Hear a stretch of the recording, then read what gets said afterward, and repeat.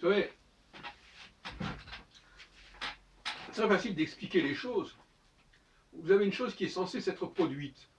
Donc vous ne risquez pas de dire des bêtises, de toute façon. Parce que vous allez dire c'est à cause de ceci, à cause de cela, bon, pourquoi pas. Ça ne va pas très loin.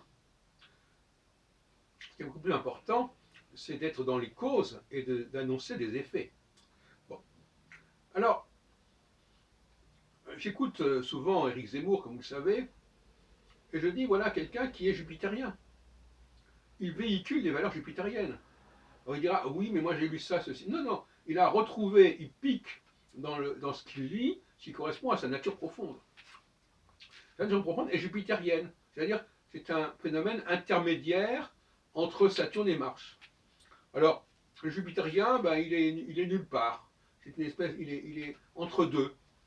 Hein, il est en passage. Alors, donc finalement, il va immigrer, il va adopter les valeurs locales, il va même les maîtriser pleinement. Tout simplement, il joue ce jeu-là, il le joue très bien.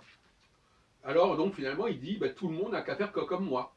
Ben, chacun considère que les valeurs qui sont les siennes et les compétences qu'il a sont des valeurs qui doivent être universelles. On retombe dans une sorte de néo-kantisme où chacun croit que ce qui est valable pour lui doit être valable pour l'ensemble de l'univers. C'est un petit peu simpliste.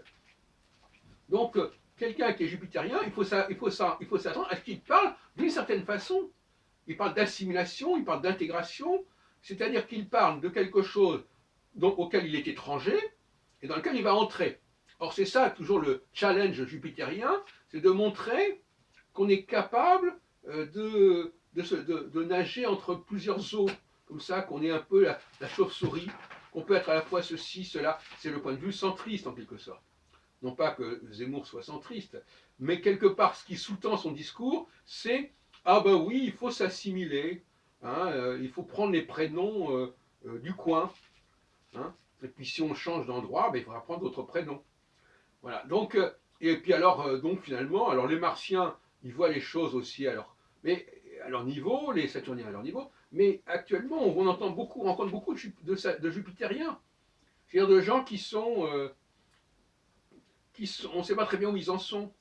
Parce que la validation, elle est faite soit par Mars, soit par Saturne. Donc le Jupitérien, il n'est pas capable de valider.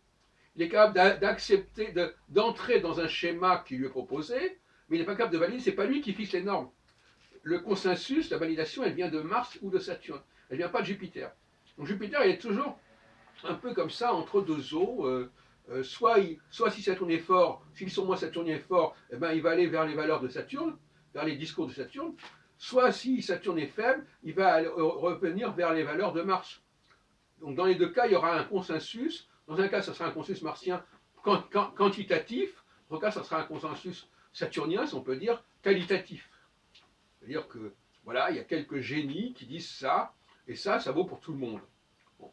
Alors, le jupitérien, il n'est pas capable véritablement de comprendre directement, quand il discute avec un saturnien qui innove, il ne comprend rien à ce qu'on lui explique. Enfin, du moins, il comprend, mais il ne sait pas si c'est valable ou pas, parce qu'il n'a pas suffisamment de confiance en lui pour y parvenir, n'est-ce pas? Donc, bon, il va faire confiance. Mais faire confiance à quelqu'un, ça ne veut pas dire comprendre ce qu'il dit. Simplement, voilà, oui, je le sens bien, voilà. Donc finalement, le jupitérien, c'est un personnage qui m'intéresse beaucoup, parce que c'est une espèce de... Il est un peu falot, comme ça, il est un petit peu entre deux, le cul entre deux chaises.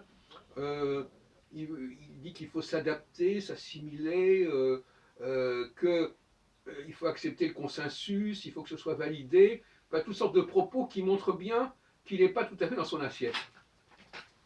Il ne l'est jamais.